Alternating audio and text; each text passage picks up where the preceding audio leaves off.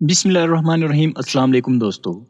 बहुत से दोस्त जीपी फंड के बारे में पूछते हैं कि तनख्वाह से कितना कटता है, जीपी फंड अकाउंट खुलवाने के लिए क्या करना है, जीपी फंड अगर मिसिंग हो तो कैसे क्लियर करें, एडवांस पेमेंट कैसे मिलता है वगैरह।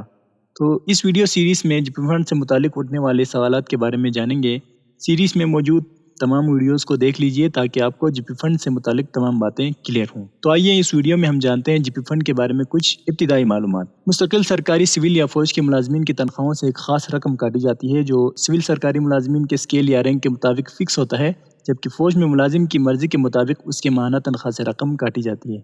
माहाना तनख्वाह से कटने वाले इस रकम को जीपी फंड सब्सक्रिप्शन कहा जाता है। अगर सरकारी मुलाजिम की तनख्वाह कैश की सूरत में मिला करे, जैसे कि पे रोल सिस्टम से पहले होता था, तो सब्सक्रिप्शन पे बिल पर जीपी फंड के कॉलम में लिखा होता है। अगर डीसीएस यानी डायरेक्ट क्रेडिट स्कीम के तहत सीधा बैंक अकाउंट में तनख्वाह आता हो तो उसकी पे स्लिप पर वो सब्सक्रिप्शन मौजूद होता है और कंप्यूटर पे रोल सिस्टम में भी उसका रिकॉर्ड रहता है। कंट्रैक्ट, कंटीजेंट या दीगर आर्जी मुलाजमीन की तनख्वाहों से जीपी फंड नहीं काटा जाता।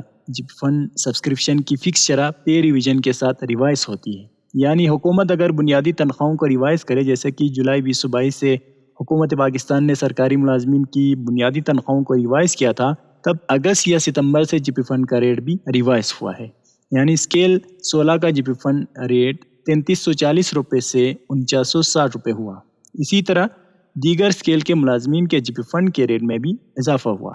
जीपी फंड सब्सक्रिप्शन के रकम का एक खास फार्मूला होता है जो कम से कम बेसिक पे और ज़्यादा से ज़्यादा बेसिक पे के औसत का एक खास फीसद होता है। जैसे कि स्क्रीन पर आपको स्केल 1, स्केल 14 और स्केल 17 की सब्सक्रिप्शन के रेट का हिसाब दिखाया गया है। स्क्रीन पर आप जीपी फंड रेट स्केल 1 से स्केल 22 तक के मुलाजमीन के लिए देख सकते हैं। डिस्ट्रिक्ट अकाउंट्स ऑफिस के लेजर में स्केल 5 या ज़्यादा वाले मुलाजमीन के लिए जीपी फंड अकाउंट का खुलवाना लाजमी है, जबकि स्केल 1 से 4 तक के मुलाजमीन का जीपी फंड सब्सक्रिप्शन मुतल्लिका डीडीओ अपने दफ्तर में जीपी फंड रजिस्टर में मेंटेन करवाता है। अकाउंट्स ऑफिस में जीपी फंड अकाउंट खुलवाने के लिए GP fund account allotment form के साथ नॉमिनी फॉर्म और शनाख्ती कार्ड की कापी मुंसलिक कराकर मुतल्लिका अकाउंट्स ऑफिस या एजी ऑफिस में जमा करवाना होता है, जहां मुलाजिम के डेटा की जांच और पहले अकाउंट की मौजूदगी को जांचने के बाद या अकाउंट अलॉट किया जाता है या ऑब्जर्वेशन के साथ वापस भेजा जाता है। मुलाजिम जिस ज़िले में भी ट्रांसफ़र होकर जाए, उस ज़िले के अकाउंट्स ऑफिस में जीपी फंड का अकाउंट खुलवाना लाजमी है। जीपी फंड पर एक ख़ास शरह से सूद अदा किया जाता है जिसे इंटरेस्ट का नाम दिया गया है और उसकी शरह हर साल मुख्तलिफ होती है। मसलन स्क्रीन पर आपको 1988 से लेकर जून 2030 तक के इंटरेस्ट रेट दिखाया गया है। जीपी फंड पर हर साल ये इंटरेस्ट लगता है और उसके ओपनिंग बैलेंस साल के सब्सक्रिप्शन का मजमुआ और इंटरेस्ट जमा होकर साल का क्लोजिंग बैलेंस बनाता है और इंटरेस्ट का हिसाब एक ख़ास फार्मूला के तहत होता है।